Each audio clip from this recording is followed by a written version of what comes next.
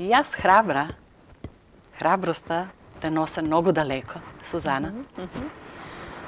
И храбра, со моите слики први ше ги направих, излезех на улица. Не се срамувах, да. Ама беа и ураменки, пред това поклонувах, одахме со вешти жени, со хуманита, поклонувах тамо некаде како спонзорче. Гледам оти префаќаа се сликите и продолжих. На улица кој излезех, бех многу горда. Првата слика,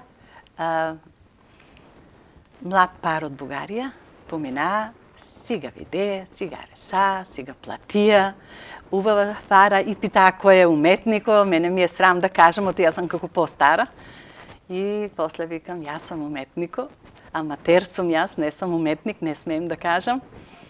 И ама ето, излезех да се видам колку вреде. И тоа е сигурно голема храброст е потребна да се соочите со непозната публика, со случајни минувачи. Не, случајни минувачи, многу ти фала.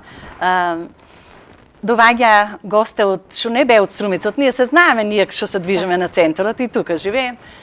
Доваѓа луѓе, се гледаше, па се сликат на сликите, ги гледат, се воодушеват, па питуват и се тоа мен ми даде уште повеќе мотивација да продолжам.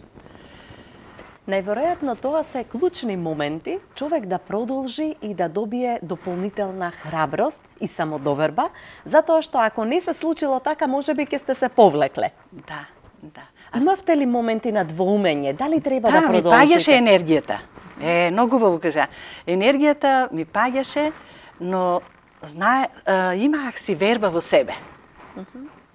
И си знаех оти клучо е у решителноста, у трпението и това ме водеше. Така. И това сега сакам да го покажам.